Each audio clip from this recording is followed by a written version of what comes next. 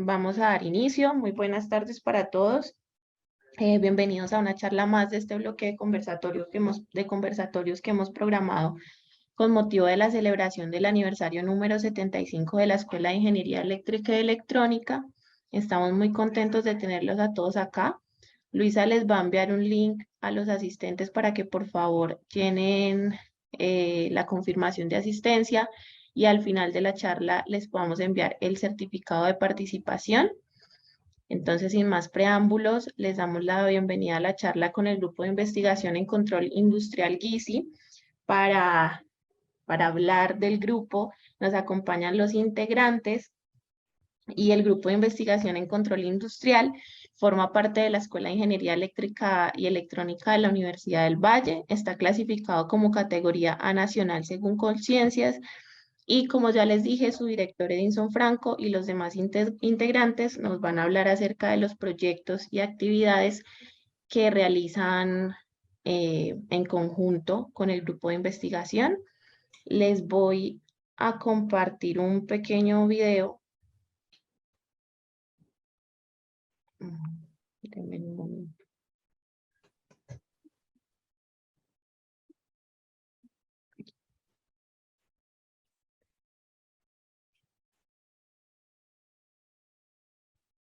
Creo que ahí no me van a escuchar, perdón.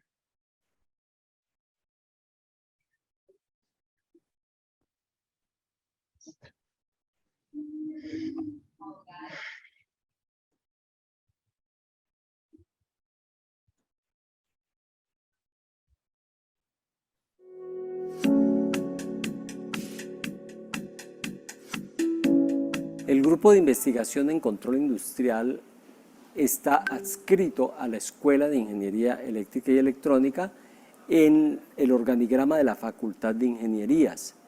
Somos un grupo catalogado por MinCiencias como un grupo categoría A.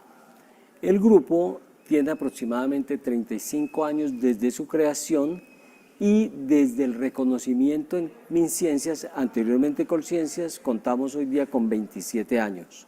Es un grupo que tiene dentro de su planta profesoral, tiene 4 doctores y tiene 4 profesores con título de maestría. En el grupo de investigación en control industrial, fundamentalmente estudiamos técnicas, tecnologías, conceptos para alrededor del control industrial hacer lo que llamamos automatización. Entonces damos respuesta a 2 líneas, uno lo que es la automatización y el otro la automática. La automatización se entiende como la aplicación de tecnologías y conceptos para resolver problemas de la humanidad que haciendo tareas que son repetitivas, que pueden generar grandes esfuerzos o que pueden mejorar la eficiencia de los productos y la calidad misma de los productos.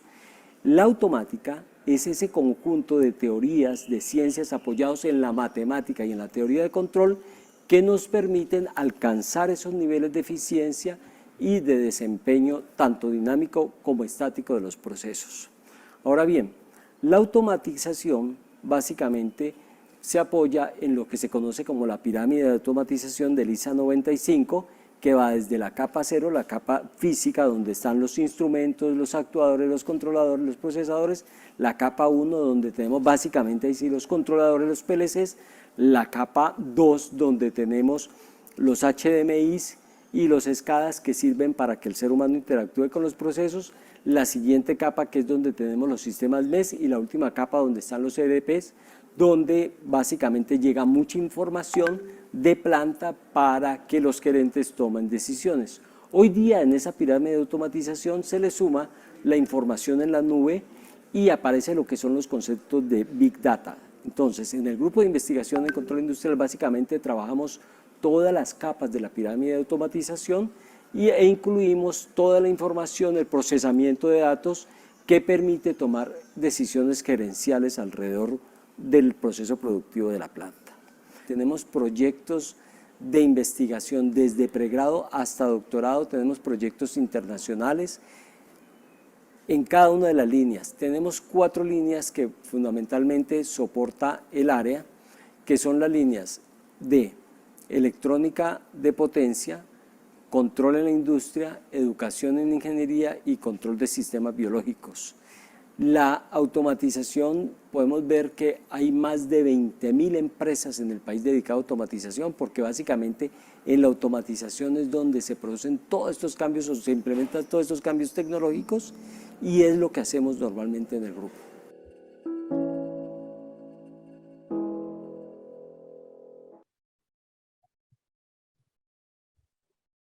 Bueno, entonces después de esta breve presentación les doy paso para que ustedes continúen con la conferencia. Muchas gracias.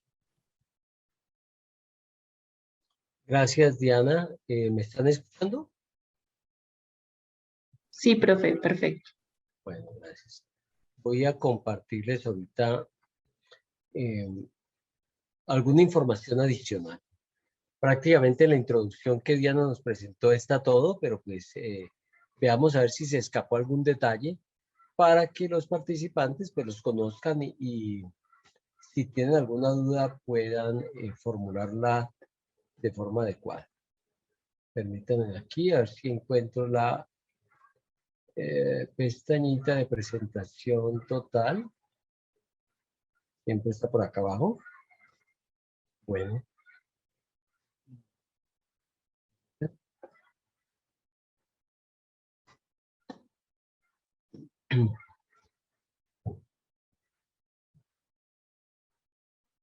Okay. Creo que nos están viendo. Sí lo estamos viendo, profe, pero no en presentación completa. Sí, es compartir la ¿Ahora otra sí? pantalla. Ahora sí, perfecto. Muy bien. Entonces, como decía en la presentación anterior, pues el grupo está clasificado actualmente como A en MinCiencias, anteriormente Colciencias. Es un grupo que ha estado desde por allá antes del 95. Digamos que oficialmente se reconoce en el Sistema Nacional de Ciencia y Tecnología desde el año 95, pero tenía antes una génesis con una historia detrás donde estaban los profesores Jairo Paneso e Iván Ramos con las ideas iniciales de creación del grupo. Muy bien. Quiero que entendamos un par de cosas. ¿Por qué el nombre de Grupo de Investigación en Control Industrial? Fundamentalmente, hay que entender que lo que hacemos nosotros más es enfocado hacia todo lo que es automatización y tiene debajo de la automatización todos los conceptos de automática y la automática fundamentalmente se apoya en lo que se conoce como la bucla típica de realimentación. Lo que hay detrás de cada solución en la automatización es una estrategia o un algoritmo de control donde la toma de decisión más básica puede ser una toma de decisión binaria para hacer un control que llamamos control on-off, simplemente el encendido o el apagado de una luminaria de forma automática, la apertura o cierre de alguna puerta, eso ya es automatización. Un control más fino, donde nosotros queremos mejorar el desempeño de los procesos, entonces para el control más fino se utiliza lo que llamamos la bucla típica de realimentación, que es lo que se ve en la imagen, con ese controlador que está insertado en ese lazo de control, que ahí aparece como G1DS. Puede ser de forma analógica o de forma digital, pero también el control se hace a través de otros sistemas, que es el control secuencial, donde se trabajan básicamente máquinas de estados para parar, subir, bajar, arrancar una máquina, parar una máquina. En general, en la automatización trabajamos lo que es la supervisión a través de sistemas SCADA, por ejemplo, lo que es el mando a través de esos sistemas secuenciales y lo que es el control a través de sistemas de control regulatorio. Por eso es el nombre de Grupo de Investigación en Control Industrial. Y lo que desarrollamos en lo que tiene que ver con automática, nos apoyamos en técnicas de control que van desde un simple control PID o un control más avanzado de RCT o un control en cascada, o también trabajamos con sistemas multivariables donde hacemos análisis de valores singulares, si el sistema está acoplado o está desacoplado. Trabajamos toda la teoría de control no lineal y APUNOPS, controladores adaptativos, controladores híbridos, sistemas inciertos, o sea, trabajamos conceptos de robustez de sistemas, trabajamos sistemas estocásticos, por ejemplo, con el tema de mínima varianza, que se usa también para técnicas de identificación de sistemas. trabajamos controladores óptimos como el controlador predictivo basado en modelos, los controladores LQR, LQG, y trabajamos sistemas de control distribuidos agentes a través de otra línea de investigación apoyada por el profesor Esteban Rosero. Muy bien, lo de la pirámide de automatización que les decíamos en la introducción. Finalmente, para darle paso a los profesores que nos van a hablar de las diferentes líneas de investigación, quiero cerrar esta introducción hablándoles de las 4 líneas de investigación, repasando las que son control electrónico de potencia, control en la industria, control de sistemas biológicos y educación en ingeniería. Son 4 líneas que en general nos permiten englobar todo lo que tiene que ver con el sistema industrial, y el sistema industrial va desde los sistemas eléctricos, sistemas químicos y procesos de manufactura, hasta el campo de la educación. También trabajamos fuertemente investigación en el campo de la educación a través de la línea que se llama Educación e Ingeniería. Tenemos en los últimos 5 años 19 artículos internacionales y 15 nacionales, 22 ponencias en congresos internacionales, 8 estudiantes de doctorado, 15 estudiantes de maestría, más de 30 egresados de una cantidad de estudiantes de pregrado que suma alrededor de 30 estudiantes. Tenemos 4 egresados de doctorado, 34 de maestría. Bueno, me está tapando las imágenes, aquí me están tapando el resto de números, para rescatar que tenemos 24 proyectos de investigación. Tenemos actualmente 12 proyectos de investigación, un número muy grande, que desarrollamos con otras universidades, tanto de la región como internacionales. Dentro de ellas se destacan la Universidad de Puerto Rico, la Universidad de Grenoble, donde en colaboración con colegas que han sido parte del grupo, trabajamos fuertemente en una sinergia que nos permite mantenernos actualizados en el estado del arte y generando conocimiento para la industria nacional. En estos momentos, entonces, voy a darle paso a la profesora Marta Lucía Orozco inicialmente, con la línea de control electrónico de potencia. Posteriormente, vamos a hablar de la línea de control en la industria, nos va a hablar un poco el profesor José Tomás Buitrago de ella. Y finalizando, el profesor José Miguel Ramírez nos va a hablar de las líneas de control de sistemas biológicos y de educación en ingeniería. Brevemente nos van a contar cuáles son los proyectos que se han realizado y los que se están realizando. Y al finalizar, pues ya con Diana vamos a poder responder inquietudes de ustedes. Diana, tiene la palabra para que le des paso a la profesora Marta.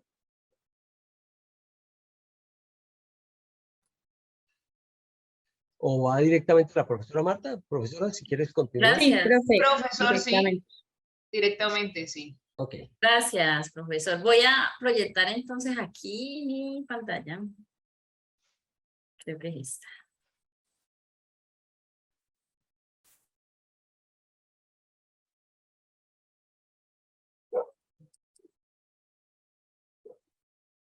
Creo que ahí se ve bien, ¿verdad? Sí, profe, se ve bien. Ok, bueno. Yo trabajo en la línea de control electrónico de potencia. Sin embargo, pues esta línea la trabajamos varios profesores. Está el profesor Hernando Vázquez, el profesor Jorge Quintero. También trabaja en esta línea el profesor Edison Franco, el profesor José Miguel Ramírez y yo. La línea de electrónica de potencia, o sea, inicialmente hace ya, creo que lo cambiamos hace ya unos 7 años, el nombre de la línea comenzó como una línea de electrónica de potencia. En la medida que nosotros fuimos como un poco modernizándonos, ¿no es cierto? Viendo que esta línea de electrónica de potencia es multidisciplinar, en la cual interviene la electrónica de potencia, interviene también el control, interviene el modelo de las fuentes de generación y hoy en día también las comunicaciones, nosotros la cambiamos al nombre de control electrónico de potencia para que fuese un nombre más adecuado a lo que nosotros estábamos haciendo. En la línea de control electrónico de potencia nosotros tenemos diferentes alcances. Uno de los alcances es el trabajar, voy a disminuir ahí.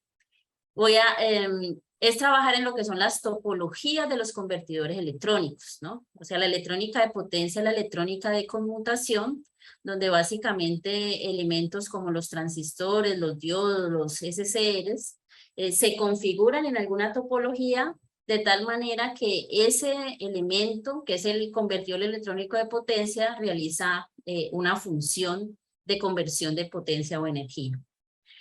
Nosotros trabajamos entonces en lo que son las topologías de convertidores electrónicos, o sea, es proponer ciertas topologías o trabajar con topologías que ya estén propuestas en la literatura, podemos estudiarlas y podemos proponer mejoras sobre esas topologías.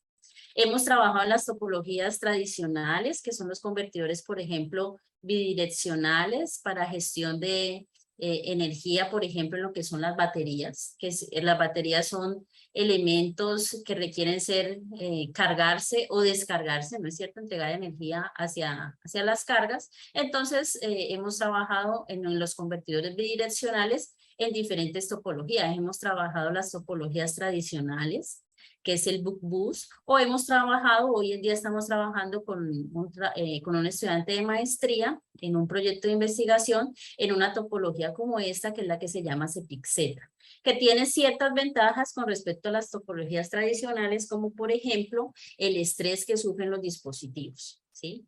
Hemos trabajado también en los inversores tradicionales de 2 niveles, pero también estamos trabajando en topologías como las del inversor multinivel, que también tienen ciertas ventajas con respecto al tradicional, como por ejemplo tener señales con menor distorsión armónica, ¿no? Entonces hoy en día también estamos trabajando en un proyecto en la implementación de este inversor. Y también estamos trabajando o hemos trabajado en los convertidores, digamos, tradicionales, que se utilizan, por ejemplo, hoy en día para las aplicaciones fotovoltaicas, que son como los convertidores elevadores, los reductores. Aquí una imagen pues de un convertidor elevador. Nosotros hemos trabajado en este tipo de convertidor, incluso sincrónico, que es reemplazar este diodo por un transistor también, ¿no? Entonces, esto es uno de nuestros alcances, que es trabajar en topologías de los convertidores electrónicos. Otro alcance es trabajar en el modelo, ¿no? Entonces, para poder tener un mejor control de la aplicación, pues se requiere obtener un modelo de ese sistema. La electrónica de potencia es una electrónica en conmutación, por lo tanto los sistemas, viéndolo ya como sistema, es un sistema que es no lineal. Entonces, este es, por ejemplo, un caso de un convertidor reductor elevador para gestión de carga y descarga de una batería. Entonces, el sistema tiene 2 modos de funcionamiento, aparecen entonces 2 modelos, pero uno puede llevar un modelo de estos a trabajarlo no lineal o trabajarlo, por ejemplo, promediado, ¿no? Entonces, también trabajamos en lo que es el modelado de estos sistemas. Podemos trabajar con modelos reducidos, dependiendo del propósito, o aquí un ejemplo también de un modelo ya linealizado, pero en variables de estado. Hoy en día, por ejemplo, estamos trabajando con el CEPIC-Z, con un estudiante de maestría, utilizando el modelo en variables de estado para poder realizar un control LQB. Otro de los aspectos, o sea, este es el aspecto del modelado, el alcance del modelado, y nosotros pues obviamente también trabajamos en la parte del control. Entonces podemos trabajar esquemas clásicos como este, por ejemplo, para el convertidor CEPIC-Z que les comento, hemos desarrollado un observador de estado y un controlador adaptativo, porque dependiendo del punto de operación en el que trabaje el sistema, el modelo cambia y por lo tanto se requiere que hayan también ajustes en el compensador, ¿no? Entonces, esta es una estructura que hemos trabajado, pero también hemos trabajado pues estructuras clásicas de controles también linealizados y obviamente también controles no lineales para este tipo de aplicaciones. Y otro de nuestros alcances es la implementación. Entonces, podemos hacer un proyecto que va desde el desarrollo, la propuesta de una topología, el modelado, la propuesta de control, pero finalmente también podemos llegar a una implementación, ¿no? Depende pues del alcance del proyecto que estemos trabajando. Entonces nosotros hemos trabajado bastante en implementaciones. Esto es ya en desarrollar el convertidor electrónico. Aquí un ejemplo de uno de los módulos que tenemos en uno de los proyectos Esto es un módulo, una unidad que está en la microred que tenemos en el laboratorio, donde tenemos implementado un inversor, tenemos la parte del rectificador, tenemos las tarjetas de sensores, el bus de DC, y por otro lado tenemos la parte de control y mandos, ¿no? Entonces, la implementación, la puesta en funcionamiento de un sistema de estos no es compleja, ¿no? Porque aquí aparecen diferentes fenómenos asociados precisamente a la conmutación, al magnetismo, y a la propia pues puesta en funcionamiento de la interconexión de todos estos elementos, ¿no? Entonces trabajamos también en lo que es la implementación de estos equipos. Entonces nosotros trabajamos diseño e implementación de las topologías, las 4 funciones de los convertidores electrónicos, rectificación, inversor, convertidores DC-DC y cicloconvertidores. Trabajamos en el modelado y control, en aplicaciones de convertidores electrónicos de potencia, en las implementaciones, tanto para aplicaciones reales como también para plataformas didácticas, o sea, para la enseñanza de esta disciplina. Y por supuesto aparece la simulación como un elemento, digamos, fundamental de ese proceso. Aquí algunos de los últimos proyectos que hemos trabajado, realmente como el profesor Edinson lo comentó, este es un grupo que ya lleva 27 años de experiencia. Desde sus inicios se trabajó en esta línea, pues la línea electrónica de potencia originalmente, y se ha trabajado con la industria, ¿no? Con empresas, por ejemplo, del sector de energía en la región. Estos de los últimos proyectos, como ustedes pueden ver, 2017, 2019, 2020. Este es uno de los proyectos más grandes. El primero es desarrollo de una plataforma de experimentación en microredes eléctricas, dirigida pues por el profesor José Miguel Ramírez, y en el cual intervinimos otros profesores del grupo. Entonces, en el laboratorio tenemos esta microred, que es un sistema compuesto de varias fuentes de energía, como sistema fotovoltaico, un generador eólico que realmente es emulado, y un banco de baterías, y un generador sincrónico, y unas cargas. Este es un sistema donde interviene pues la electrónica de potencia, convertidores DC-DC e inversores para poder hacer la gestión de energía desde las fuentes hacia la microred o desde la microred hacia las cargas o hacia el sistema de almacenamiento. Además, también tiene pues su sistema de comunicaciones y un sistema de supervisión. En esa misma línea también se trabajó con la Universidad Nacional en el desarrollo de una microred para zonas no interconectadas. El profesor Hernando Vázquez desarrolló un prototipo para calentamiento de baja frecuencia en transformadores. Y también hemos trabajado en lo que son las estrategias de control para garantizar la regulación de tensión y frecuencia en microredes eléctricas. Bueno, esta es una foto como la primerita, una foto un poco más grande donde ustedes pueden ver pues toda la electrónica asociada, la electrónica de potencia, la electrónica de sensado y la electrónica de control. Aquí tenemos los filtros que se requieren pues para este tipo de aplicaciones, y aquí una foto de lo que es el banco de baterías.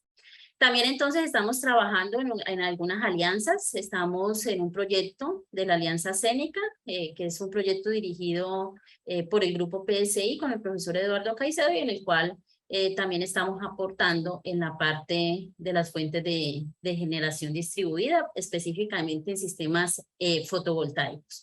Y estamos trabajando con el ITM y la Universidad Nacional en un programa que está compuesto de 3 proyectos, que son estos 3 que aparecen aquí.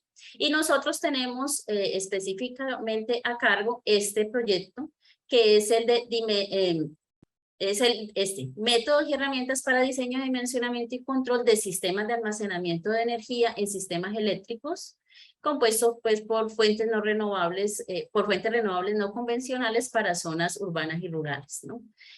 Sin embargo, nosotros pues también apoyamos los otros 2 proyectos. Específicamente, entonces nosotros en este proyecto estamos trabajando en lo que es en los sistemas de almacenamiento. Entonces hemos hecho el recorrido por lo que es desde el modelo, ¿no es cierto?, de estos sistemas de almacenamiento. Nos fuimos pues por sistemas de baterías. Inicialmente estamos trabajando con baterías de plomo ácido, pero también lo estamos proyectando pues para trabajar con baterías de ion de litio, que son las utilizadas en las aplicaciones de microredes eléctricas. Entonces, desde lo que es el modelo, el desarrollo de los convertidores electrónicos de potencia y el control. Hemos trabajado también en otros proyectos de convocatoria interna, por ejemplo, en la parte de sistemas fotovoltaicos. También entonces nos involucramos con lo que es el modelo, las tecnologías, el desarrollo de los convertidores, buscando optimizar la potencia, digamos, que reciba una instalación fotovoltaica. Y también hemos trabajado en lo que es el diagnóstico de fallas en este tipo de sistemas, ¿no? Son sistemas sujetos a degradación y además también sujetos a fallas por diferentes condiciones. Entonces desarrollamos un proyecto de convocatoria interna para ese tipo de sistemas. Aquí también estamos trabajando en una tesis de doctorado con el profesor Edison Franco y el estudiante Ramiro Plazas, que es una contribución a la detección y diagnóstico de fallas en convertidores electrónicos de potencia. Los convertidores electrónicos de potencia fallan especialmente por el capacitor y por los transistores en conmutación. Entonces, ¿cómo se pueden detectar esas fallas en esos sistemas? Buscando que sean sistemas técnicamente confiables, ¿no? Especialmente, por ejemplo, en zonas no interconectadas, esto resulta crítico. Entonces, hemos desarrollado un método para, dos métodos para este tipo de aplicaciones. Y también entonces estamos con un estudiante de doctorado, Alejandro Carabalí, desarrollando unas herramientas didácticas de emulación de fuentes de energía renovables. También el profesor Jorge Quintero ha desarrollado su tesis de doctorado con un método didáctico. De pronto lo va a exponer el profesor José Miguel en la parte de educación, pero aquí quería mostrarles esta foto que es ya ese recurso implementado, ¿no? Estamos como un poco en la parte de experimentación. Entonces, no sé, profe, si quiere, profe Jorge, si está por ahí, dar algunos detalles de esta implementación. Muy buenas tardes, profe, muchas gracias. Sí, Hola. realmente, la plataforma es una plataforma orientada hacia la formación en electrónica de potencia, para la formación básica en ingeniería, tanto eléctrica como electrónica, y lógicamente la plataforma une las diferentes disciplinas presentes en la electrónica de potencia. Entonces, el módulo se configura desde esas diversidades de disciplinas en las cuales la electrónica de potencia tiene participación. Abajo tiene entonces toda la parte de fuentes de polarización. En el segundo piso del módulo se encuentra toda la parte de medición, o sea, las tarjetas para medir voltaje y corrientes. En el tercer piso se encuentra la unidad de procesamiento. Está conformado por una tarjeta de FPGA, la cual se encarga del disparo de las diferentes topologías de los semiconductores, de las diferentes topologías. Además, también se encarga de asimilar los registros de la unidad de medida.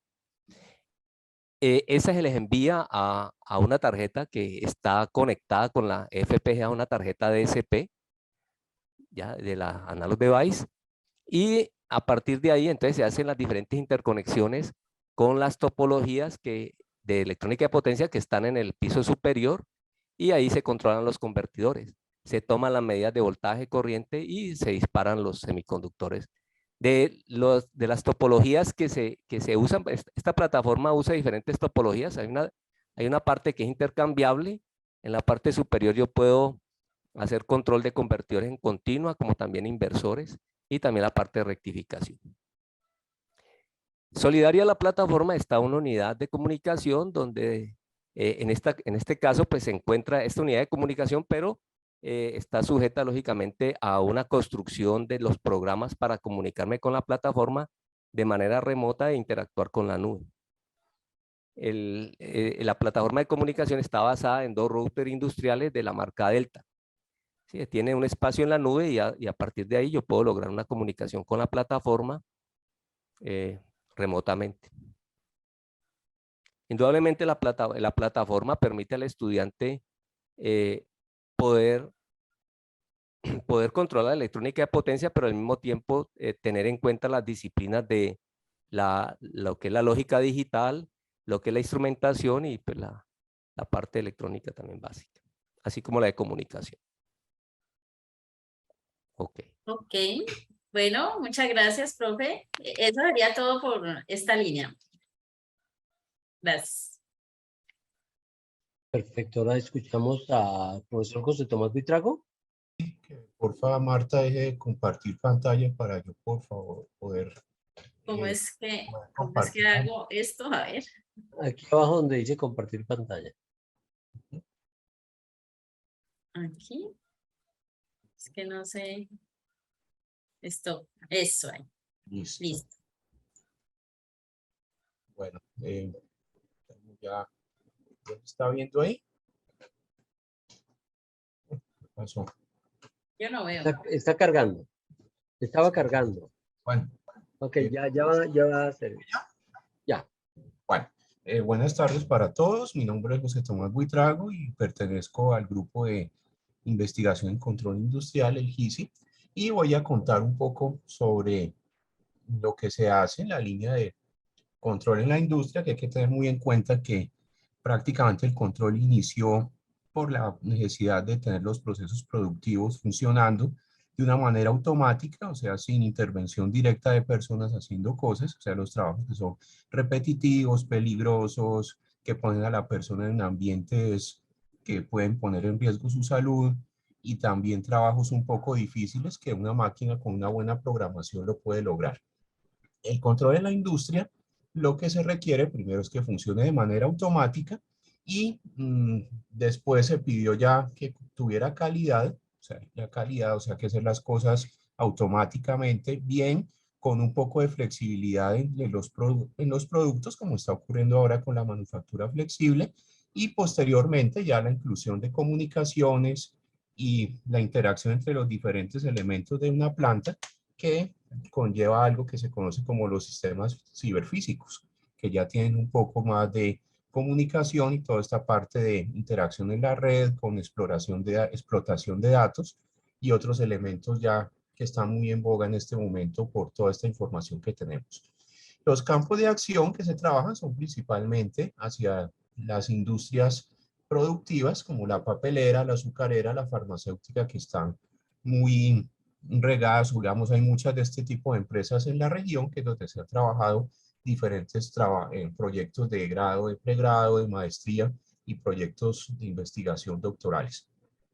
Entonces tenemos la aplicación, pongamos partes para autos, industria automotriz, equipos domésticos, maquinaria y la producción en las industrias de todo tipo de elementos, incluidas las técnicas de control numérico y de fabricación flexible, que también tiene que ver mucho con las tendencias en boga en este momento en la industria para poder lograr los elementos, un control preciso de posición y ensamblado en la calidad de piezas. Ya en la industria más directa, en las plantas, que ahorita les mostraré algunos esquemas, incluyen las variables básicas como temperatura, flujo, presión, pH, nivel, velocidad, peso, densidad, composición, bueno, todas las variables que se puedan medir, y uno de los retos con esta línea de control de la industria es poder medir de alguna manera estas variables para poder tener el monitoreo, poder sacar cómo se comportan los procesos y poder seleccionar lo que son los elementos como válvulas, motores y otros elementos actuadores que son los que trabajan todo esto en el control industrial. Aquí podemos ver un par de esquemas. Pues acá a la derecha tenemos el esquema clásico, un esquema reducido de el proceso del azúcar desde su cosecha en la caña, pasando por la molienda y todo el proceso químico que requiere hasta llegar al azúcar que trabajamos, incluyendo la parte de alcohol carburante, donde se han trabajado muchos procesos, e igual que con los otros, y como comentó la profesora Marta, que hay que estudiar las variables, sacarle un modelo matemático para ver cómo será su comportamiento, y basado en eso aplicar algunas de las estrategias de control tanto clásicas como avanzadas, que son lo que están haciendo que los procesos se sostengan, mejoren y sean más eficientes, con menor pérdida de energía y con ahorro de energía y con pérdidas mínimas de los productos o de las materias primas. Acá tenemos otro que es más relacionado con la parte papelera, donde también hay cientos de variables que si uno quisiera modelarlo, que eso también son proyectos que se han sacado en el grupo, sacar modelos multivariables, unos no lineales, otros linealizados, para poder controlar varias de estas variables simultáneamente. Entonces hay diferentes etapas y se han generado muchos trabajos de grado solamente en algunas de esas etapas con de toda la medición, sacar los modelos y obtener los resultados. Entonces, industria papelera, industria azucarera. En la industria azucarera también se saca el alcohol carburante y se trabaja con las plantas como columnas de destilación, que esta que aparece aquí, que es un modelo muy un referente para estudiar estrategias de control y son muy, da mucha variedad para poder trabajarlos. Igualmente, plantas de generación ya de potencia y de electricidad, como las plantas térmicas o las plantas hidráulicas, en donde se hacen ciclos combinados. O sea que aquí tenemos gas, tenemos vapor, tenemos elementos y el control de muchos elementos y variables que son clásicas ya en la industria productiva, en la parte productiva. Adicional a eso, ya se ha hablado un poco de la pirámide de automatización, entonces esa parte de control estaría en la base y más arriba también se ha trabajado mucho con ya como los procesos, ya como cada máquina como un ente en donde se va a mirar que esa esté funcionando, que se haga buena la programación para poder trabajar una parte de fabricación e ir aplicando normas y conceptos de proyectos de automatización como tal, incluidos con la tecnología llamada Industria 4.0, que es lo que hablaba ahora rato, donde aparecen ciertos elementos donde todos están interactuando entre sí, sistemas de fabricación, bases de datos, toda la seguridad, robots industriales y el Internet de las cosas, así como los grandes información con los métodos de explotación de datos que son muy útiles ahorita para poder lograr eso a partir de una simulación y tener todo conectado en la nube con comunicaciones y protocolos en donde la industria se va trabajando. Parte de eso lo ha trabajado mucho la profesora Marta con la empresa Unicom hasta hace unos años, en donde se ha implementado todos estos elementos que han salido ya para trabajar con elementos como sistemas ciberfísicos y eso se conoce como la transformación digital en la industria.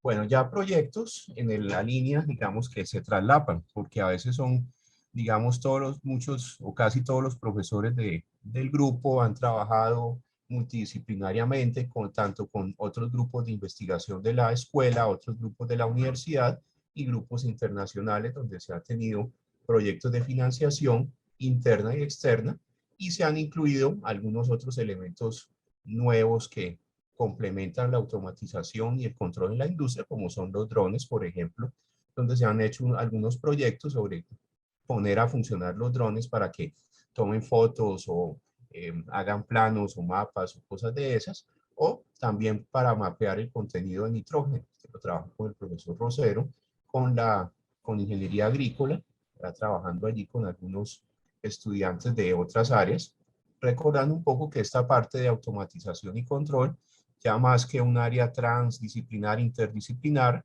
es omnidisciplinar, porque el control está en toda parte. Entonces, también tenemos otros proyectos, unos de doctorado, por ejemplo, que están financiados por el Ministerio de Ciencias, con un estudiante que se llama Oscar Rodríguez, que está trabajando control para ventilación en minas subterráneas en una zona boyacense, y se puede ver que ahí hay una aplicabilidad muy alta en la parte de control en los procesos productivos como tal. Y también proyectos de índole externa, financiación internacional, que es muy similar, donde también están involucrados egresados del grupo de investigación que han pasado a lo largo de todos estos años que se ha trabajado en investigación.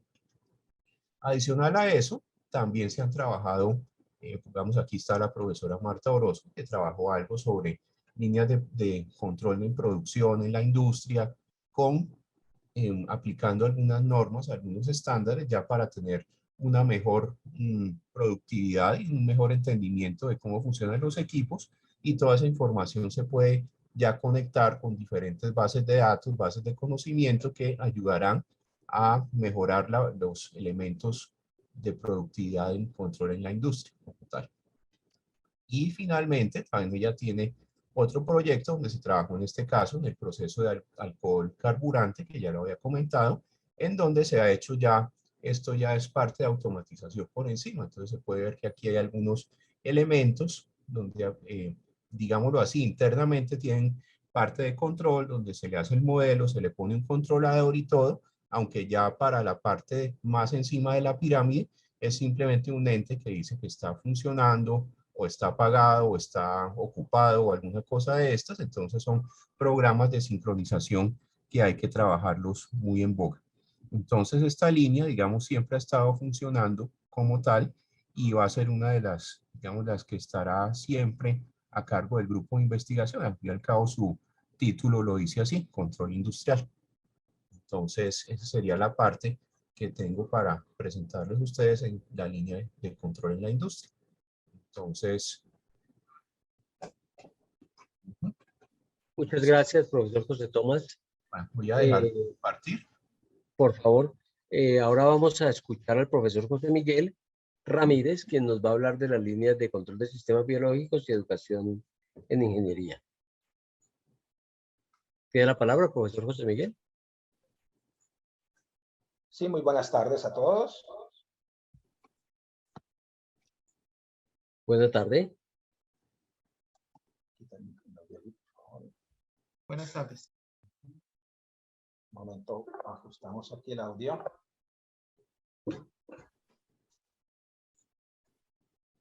¿Ven la presentación? Está cargando, ya cargó. Ok. Bueno, mi nombre es José Miguel Ramírez y les voy a presentar las dos últimas líneas de investigación del grupo. La primera es el control de sistemas biológicos. Bueno, los sistemas biológicos están por doquier, desde los vegetales y los animales y los humanos. Nosotros estamos orientados a investigaciones alrededor del cuerpo humano. Pueden haber muchos elementos o posibilidades de acción. Uno, por ejemplo, elementos como muestro aquí, asistencia a la conducción o seguridad activa. Es muy clásico encontrarlo ya en los vehículos modernos. Usted tiene sistemas de asistencia de frenado, tiene sistemas de asistencia para mantenerse en el carril, visiones periféricas, bueno, toda una serie de instrumentación de apoyo a la conducción. También podemos tener ayudas de automatización y el control en la rehabilitación, como un elemento áptico, como es el que se observa allí, una persona que, bueno, tiene una instrumentación para realizar una labor en un proceso de rehabilitación. O bien de apoyo a la movilidad, como son los exoesqueletos, para imprimir más fuerza, o a personas con capacidades disminuidas físicas para ayudarles a retomar esa movilidad, como esa silla de ruedas que puede estar ayudando a subir unas gradas. Control de medicamentos, el clásico, quizá la aplicación más clásica aquí es la ayuda del control en la anestesia. O bien de órganos artificiales. Digamos que para todos es muy conocido los marcapasos. O bien, ya recientemente, el páncreas artificial, que ayuda a regular los niveles de azúcar en el cuerpo humano. También hay unos elementos de modelado. Realmente conocer mejor el cuerpo humano es un elemento sustancial de interés hoy en día. Conociendo bien el comportamiento del cuerpo humano, se pueden encontrar estrategias efectivas, por ejemplo, para tratar las enfermedades. ¿Cuáles deben ser los medicamentos apropiados a dar? Un conocimiento detallado de los comportamientos del cuerpo humano permite a futuro dar respuesta a ese tipo de interrogantes. Voy a detallar aquí entonces unos trabajos realizados en control con la asistencia a partir de su esqueleto. Sus esqueletos robóticos son unas estructuras sobre el cuerpo con inteligencia y flexibilidad para hacer las tareas desde el cuerpo, que se originan desde el cuerpo, y fuerza o resistencia aportada por ese esqueleto. Entonces eso viene desde la biología, porque hay muchos insectos que tienen ese tipo de armaduras o de elementos externos. Bueno, hay una variedad de aplicaciones de los exoesqueletos como amplificadores de la fuerza humana. Vean ustedes atrás una persona, una mujer moviendo una gran carga. Podría haber sido también una enfermera que le ayude a mover un paciente. Como lo mencioné atrás con la silla, la movilidad para personas en situación de discapacidad o en general, pues transmitir la fuerza y destreza humana. Nosotros estamos centrados en el uso de exoesqueletos para la rehabilitación, particularmente la rehabilitación de la marcha humana. varios elementos pueden ser usados como un dispositivo áptico, pues ahorita les presento un trabajo que hicimos al respecto, o bien en fisioterapia, en donde la idea es que pues, el paciente hace algunas terapias ocupacionales o físicas y hay un reaprendizaje por repetición con una asistencia parcial o total de su esqueleto. Acá a la derecha ustedes ven lo que nosotros llamamos la plataforma Rubén. Viene de Rehabilitación Universidad del Valle VE con exoesqueleto de miembros inferiores. Tenemos entonces pues, el exoesqueleto como tal. El exoesqueleto pues, ha sido pues, diseñado y desarrollado aquí en la universidad. Tiene articulaciones pues, de cadera, rodilla y tobillos y son accionadas las caderas y las rodillas. Tiene pues unos sistemas de instrumentación, unos computadores para hacer la gestión centralizada, la programación del mismo y la integración de toda una serie de subsistemas. De un lado, una instrumentación que va a la tarjeta CBRIO para ángulos de los tobillos, por ejemplo, la orientación del exoesqueleto, una IMO para mostrarla, la presión a nivel de los pies y una serie de dispositivos de apoyo. Tenemos una caminadora que se instrumentó específicamente para tener control de posición relativa, porque si uno impone, digamos, marcha con el exoesqueleto y uno impone una velocidad de marcha en la caminadora, pues sencillamente, si las dos no coinciden, el exoesqueleto con la persona se iría desplazando en la caminadora. Entonces se requiere un control del posicionado del exoesqueleto en la caminadora y para ello se instrumentó esta caminadora comercial. Y también otros dispositivos de soporte como un sistema de sostenimiento de peso. Pues aquí quiero mencionar un proyecto que está todavía en desarrollo, que se llama, es digamos, la evaluación de desempeño de controladores basados en modelos para la asistencia de exoesqueletos de miembros inferiores. Y en este caso estamos controlando el exoesqueleto H3, que es el que aparece aquí. Lo está portando una señora y hay otro que está al lado mío. Bueno, esto es un exoesqueleto comercial que se vende en Europa. Es vendido por la empresa TechNail. Este es un proyecto europeo en donde nosotros en conjunto con la empresa hicimos toda una serie de trabajos de prueba y evaluación de ese exoesqueleto. ¿Qué hicimos? Básicamente, pues la concepción de la ley de control en la tesis doctoral de Sergey González, que está allí en la con la camiseta roja. Sergey ya ha desarrollado una serie de sistemas de control para la asistencia del humano, del exoesqueleto al humano en la tarea de la marcha. Eso es un problema bastante complejo, porque ¿cómo podemos nosotros definir cuál es el nivel de actividad del exoesqueleto? ¿Cuáles son digamos, la potencia en el cuerpo humano que viene desde el exoesqueleto? ¿Y cuál es la que hace el humano? ¿Y cómo podemos nosotros ajustar esa relación? Eso no es un problema sencillo, porque en términos intrínsecos, en lo más básico, pues básicamente, si nosotros tenemos una trayectoria de marcha predefinida, la cual define una velocidad, pues lo que hay que hacer es discernir y separar y regular de manera independiente el torque humano con el torque que aplica el exoesqueleto en el humano. ¿Y quién mide el torque humano? ¿Cómo medimos eso?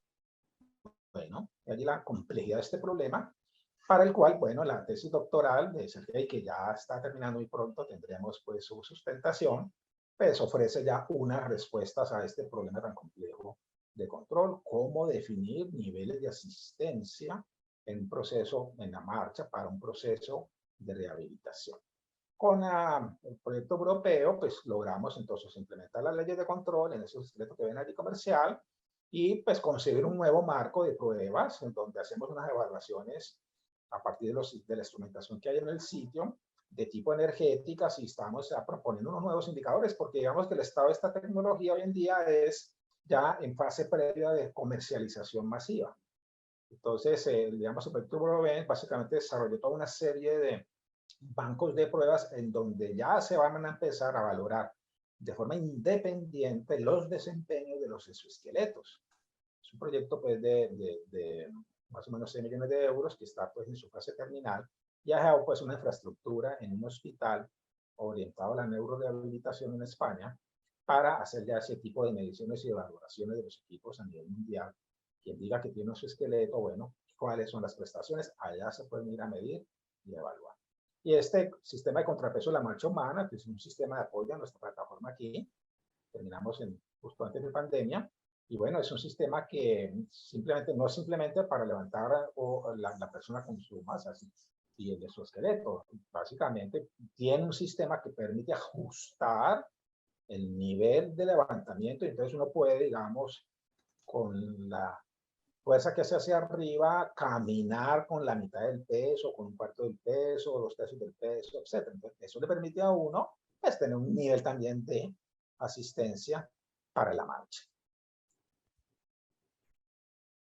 Otro elemento entonces que usamos es como más como dispositivo áptico. Aquí digamos que pues, retomo unos elementos básicos de la realidad virtual y realidad aumentada. Pues este es unos proyectos que hemos desarrollado también con el grupo de investigación de percepción y sistemas inteligentes de la Escuela de Eléctrica y Electrónica y Sinergia de la Facultad de Salud. El profesor Baca hizo una presentación más detallada de lo que son los sistemas de realidad virtual o realidad aumentada.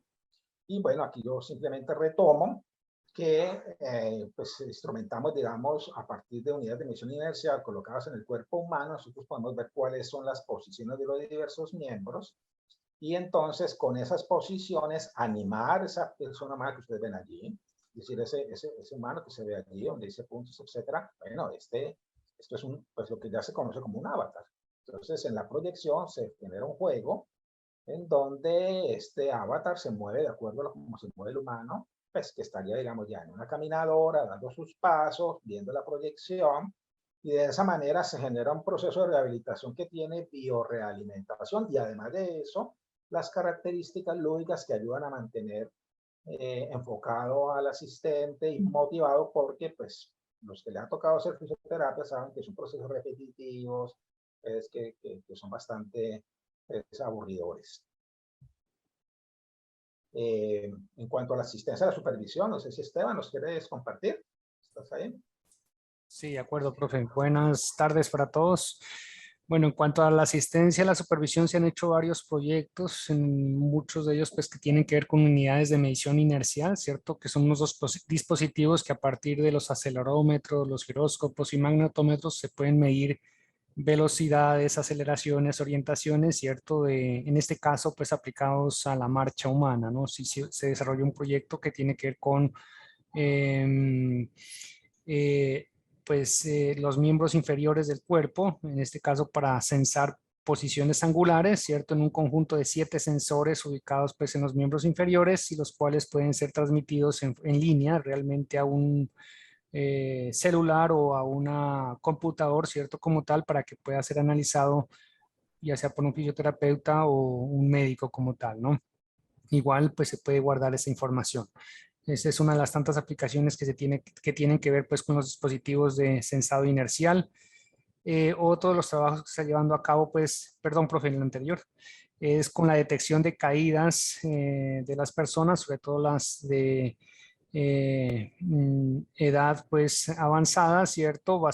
Para hacer análisis basados en modelos biomecánicos. En este caso pues se usa justamente una sola IMU, ¿cierto? En el cuerpo, que basados con un modelo y algunos cambios simples, ¿cierto? Se pueda censar la caída, se pueda detectar realmente la caída de una persona como tal, y a la vez pues se pueda comunicar o se pueda emitir, ¿cierto? Un elemento de emergencia o ya un llamado a alguien, pues como para que podamos tener, ¿cierto?, la atención adecuada al paciente. No es un trabajo doctoral que está llevado a cabo por la estudiante Edna Bella, que también está en proceso de finalización. Aquí también se usa pues lo que se le llama la tecnología usable, que son pues elementos simples, IMUs, muy pequeños elementos que tienen una gran capacidad pues para censar variables y a la vez pues nosotros con esto usarlas para hacer detección o hacer análisis de los sistemas, ¿no? En este mismo sentido, pues también tenemos un proyecto que se ha desarrollado con el estudiante de maestría, Time Map and Go. Es una prueba pues para valorar el riesgo de caídas en personas mayores. ¿cierto? Prueba que normalmente se hace de forma manual y que ahora pues a partir de una IMO en un celular, ¿cierto? Se puede detectar, ¿cierto? Los tiempos, se pueden detectar posiciones, velocidades, ¿cierto? Ubicación de la persona en un ciclo de marcha definido como tal y que se puede automatizar de alguna manera esa prueba, ¿cierto? Para que pues un fisioterapeuta o un médico pueda evaluar pues un paciente que tenga problemas en este caso, sobre todo con personas de edad avanzada, ¿no? La siguiente, profe. En cuanto al modelado, pues realmente pues hay un campo de acción enorme, ¿cierto? Normalmente nosotros usamos ecuaciones diferenciales o ecuaciones en diferencias o modelados también estadísticos, ¿cierto? Con el objetivo de analizar pues nuestros sistemas, aquí en este caso pues partes del cuerpo humano, ¿no? Como tal, muchos de ellos que comentó el profesor José Miguel al inicio. En este caso, pues tenemos un proyecto que está desarrollando el estudiante de doctorado David Chiza, ¿cierto? Que tiene que ver con el observador dinámico para estimar variables e índices de flexibilidad metabólica en humanos. Pues se tiene un prototipo. Es un trabajo también que se está desarrollando en colaboración con un centro de aquí de la ciudad de Cali. Y el objetivo, pues a partir de la potencia mecánica medida, por ejemplo, en una bicicleta, el objetivo es, en este caso, estimar realmente el oxígeno inhalado y el CO2 exhalado que realiza pues una persona a través al desarrollo de un ejercicio, en este caso, pues el movimiento en una bicicleta, sin necesidad de usar pues unos equipos complejos y en sitios muy específicos, ¿no? Normalmente este tipo de pruebas se desarrolla con equipos muy sofisticados, muy costosos, ¿cierto? Y que a través de este estimador, ¿cierto? Que no es más que unos elementos matemáticos detrás, pues nos permiten estimar esas dos variables importantes y a partir de ellas, pues estimar el gasto metabólico, poder estimar, por ejemplo, los carbohidratos y las grasas, ¿cierto? Que realiza pues un paciente en actividad, pues ya sea en algún deporte o en otra situación, ¿no? En este mismo sentido, pues el objetivo de estos estimadores es volver un sistema de estos muy flexible que pueda ser usado en cualquier espacio, ¿cierto? Y tal vez en cualquier deporte. Pues ahorita lo estamos haciendo justamente, pues básicamente usando una bicicleta, ¿cierto? Pero en el futuro, pues nuestro objetivo es que estos estimadores puedan ser usados, pues de una forma mucho más versátil, ¿cierto? En otras actividades como tal, ¿no?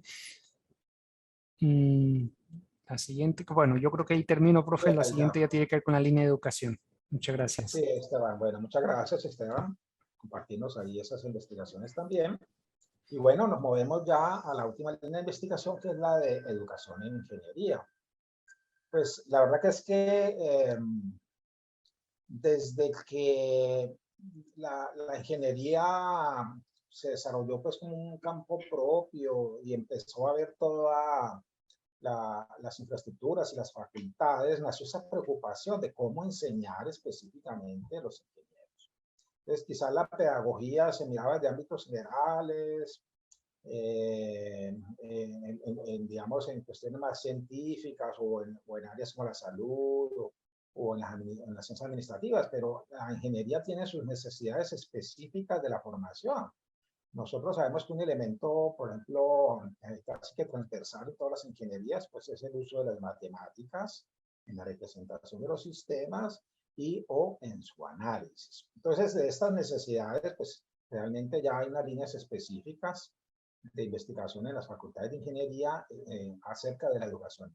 Y aquí vamos entonces desde los niveles más altos, como es el diseño curricular. ¿Cómo debe ser un plan de estudios para que efectivamente hayan egresados pues, que cumplan con el rol que necesita la sociedad de ellos? En este aspecto, bueno, el grupo ha trabajado desde ese nivel, ahora menciona un poco los trabajos, y una vez concebido, digamos, un plan de estudio con un perfil de egreso que cumple esos requerimientos de la sociedad, ahora, ¿cómo hacemos para desarrollarlo? ¿Con qué método didáctico ya a nivel de cada uno de los cursos, en clase? Y la ingeniería tiene un elemento también importante, necesita experimentación, necesita que las cosas se lleven a la práctica, que se manejen los equipos.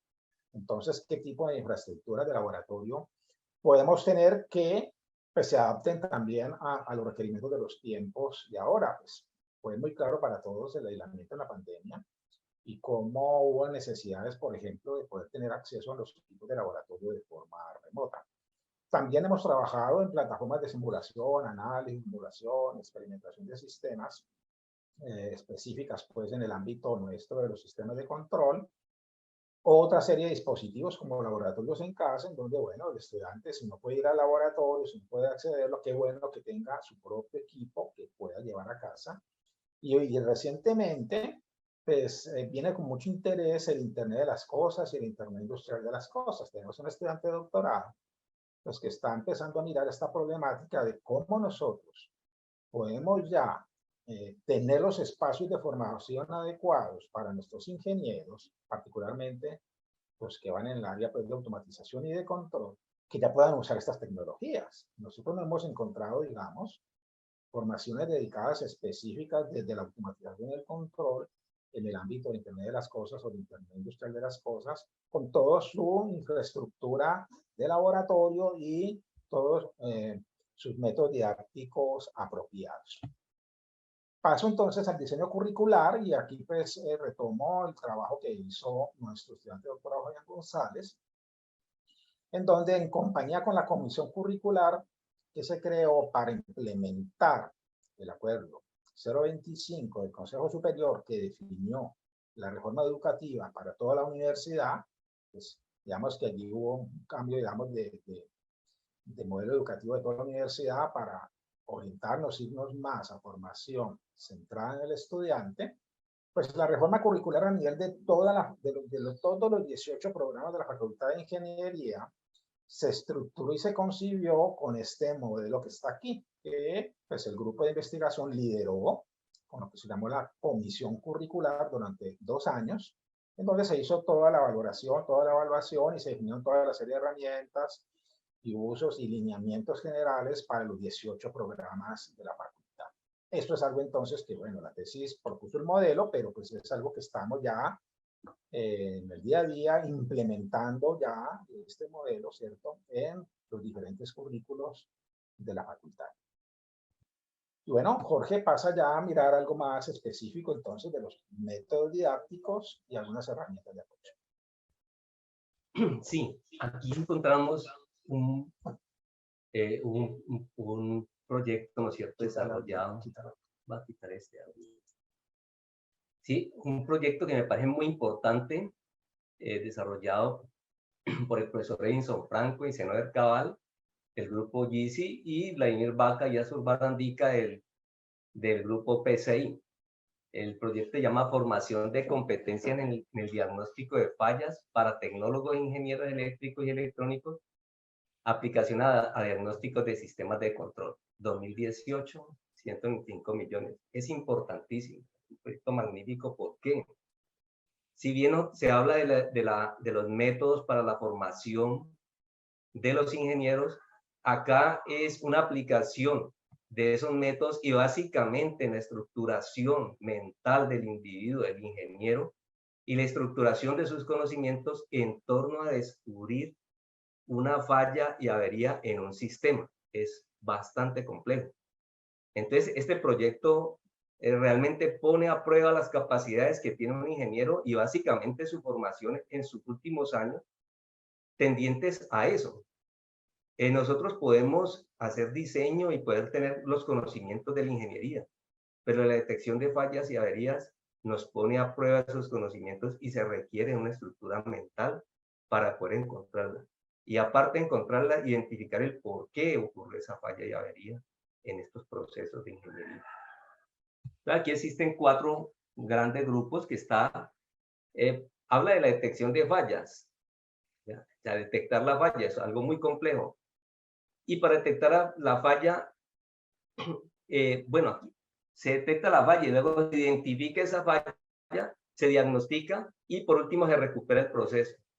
A pesar de que son 4 cuadros, 4 fases sencillas, eso tiene una implicación muy profunda. Un proyecto, yo lo diría, magnífico dentro del campo de la ingeniería.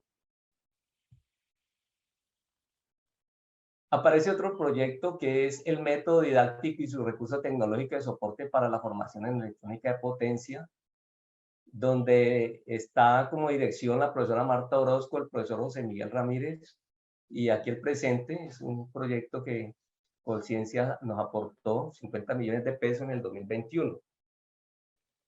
En este proyecto, básicamente el método didáctico es un método donde se recogen las estrategias para la formación integral en electrónica de potencia del ingeniero. Las estrategias mezclan la teoría y la práctica con el fin de dar formación integral en la electrónica de potencia. La electrónica de potencia todos sabemos que es un área un área integral, o sea, en ella participan disciplinas como la electrónica, los sistemas digitales, la medición, la comunicación, los circuitos eléctricos, la conversión electromecánica, entre otros. Esta formación integral, aparte de que el estudiante adquiere la disciplina, el hecho de ser integral también fortalece las competencias como las habilidades de comunicación, la resolución de problemas y el autoaprendizaje.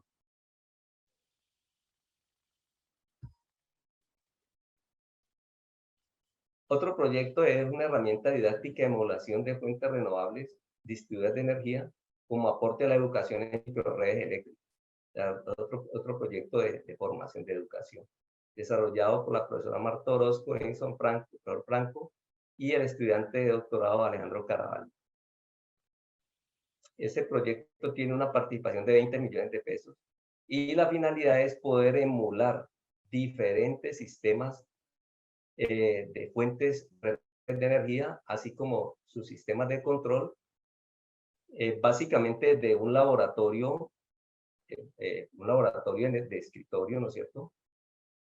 Donde el estudiante pueda desarrollar todas sus estrategias de control, probarlas y posteriormente irlas a probar en sitio. Es bastante importante este proyecto. Y por último se tiene el proyecto de los laboratorios en casa, proyectos remotos. ¿Sí? Un proyecto es el desarrollo de recursos de apoyo a la educación en control para el análisis y simulación desde la web y la experimentación en casa. Una participación de 20 millones de pesos, proyecto asumido por Julio Urbano, el profesor Esteban Rosero y el profesor José Miguel Ramírez. Es un proyecto, lógicamente, donde le permite al estudiante desde su casa poder interactuar con diferentes sistemas de manera remota y tiene una participación en la nube donde ahí puede tener información, mover datos, bastante importante en aquellos estudiantes que necesitan hacer formación en sitios distantes. Y por último tiene la plataforma hardware y software para el mando y control local remoto como soporte de la educación híbrida, de 28 millones de pesos, donde participó el profesor Edison Franco, Carlos Delgado y Wilson Machado. Bueno, Jorge, muchas gracias. Bueno, aquí les hemos entonces presentado esta diversidad de trabajos del grupo en las líneas de investigación de control de sistemas biológicos y educación en ingeniería. Te deseo entonces la palabra, Edison. Y muchas gracias, profesores. Muchas gracias pues a los asistentes, al director de la escuela por tenernos en cuenta para presentar lo que hace el grupo y en esta conmemoración de los 75 años de la Escuela de Ingeniería Eléctrica y Electrónica. No sé, Diana, creo que ahorita tenemos un espacio para preguntas. Sí, cualquier persona que tenga alguna pregunta, por favor, levante la mano y con mucho gusto.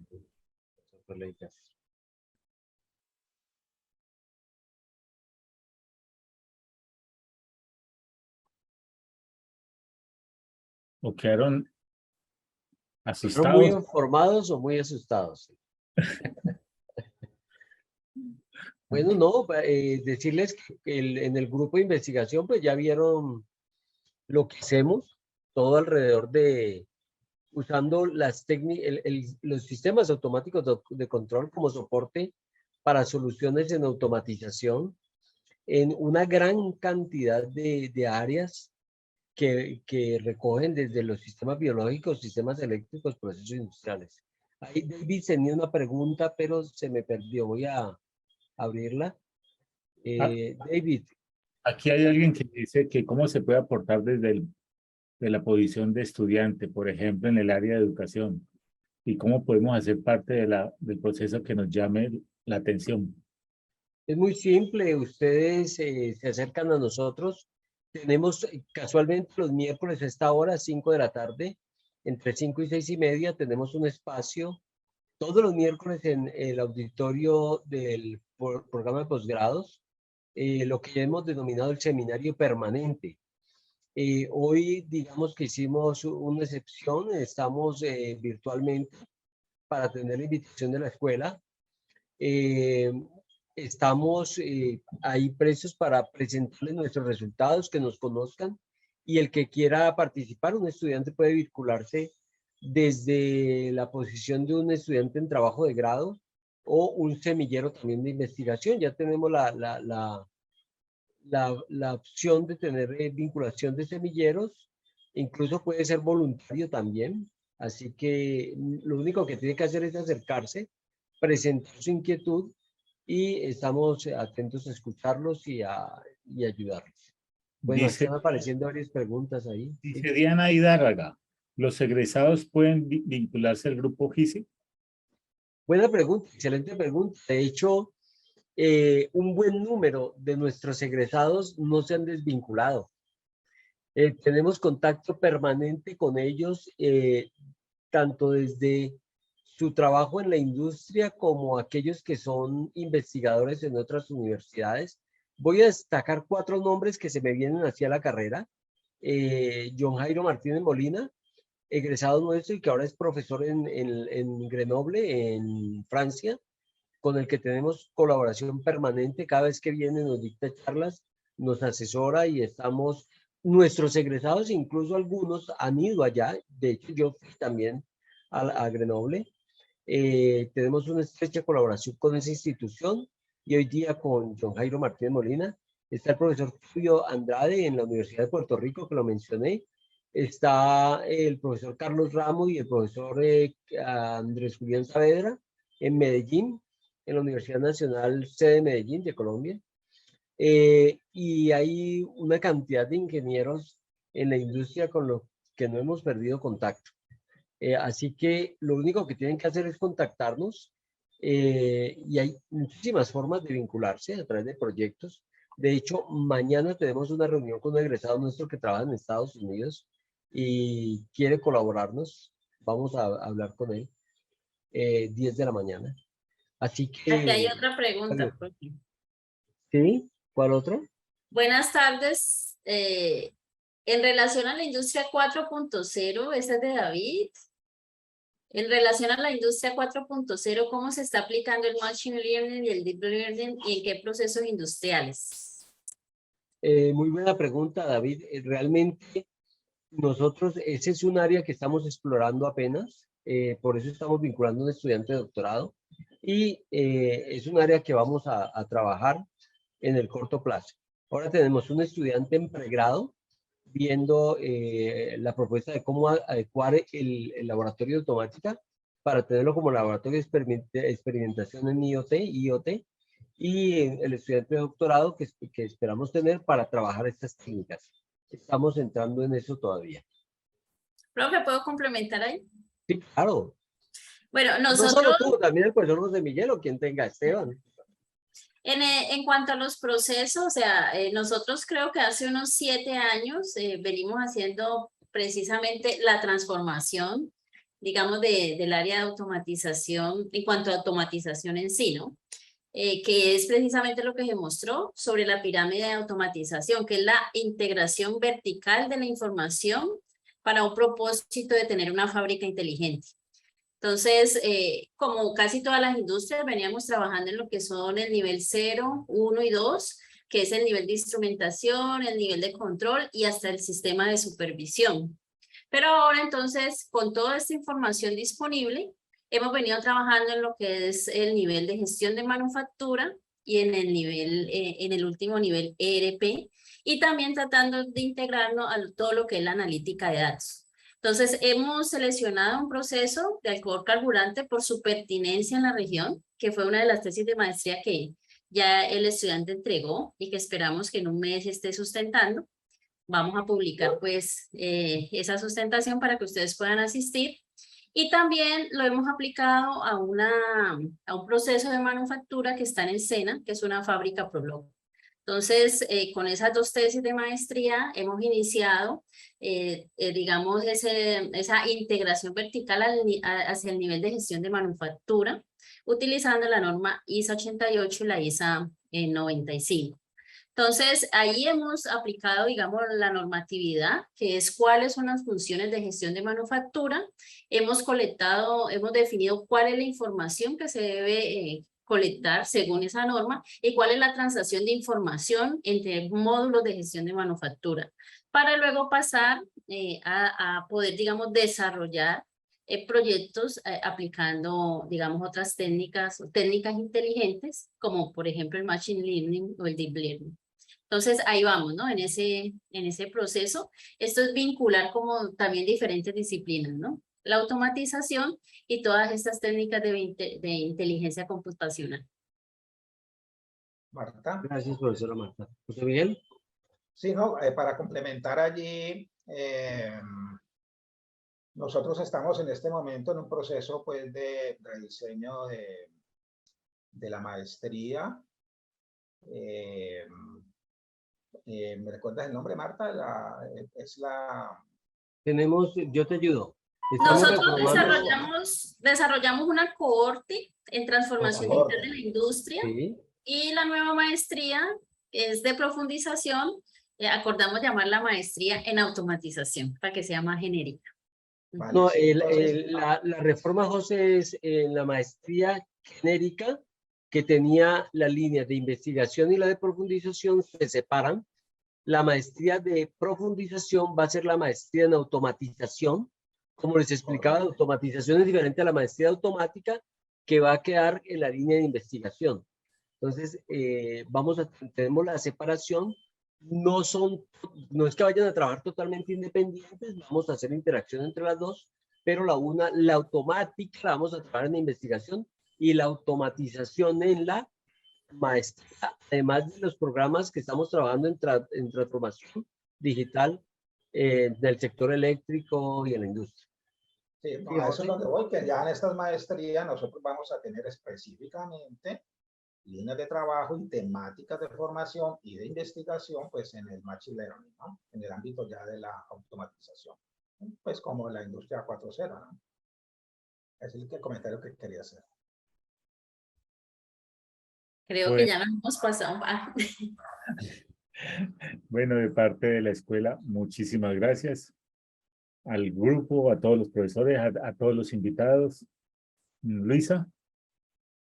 Sí, profe, para complementar, muchas gracias. Espero hayan llenado el formulario de asistencia, si no ya mismo se los reenvío para que tienen sus datos y para que les recordemos las charlas que van a estar siendo todos los miércoles, este año que estamos celebrando los 75 años de la Escuela de Ingeniería Eléctrica y Electrónica, y que tengan una muy buena noche. Gracias, hasta luego. Muchas gracias a todos. Hasta luego, que estén muy bien. Gracias.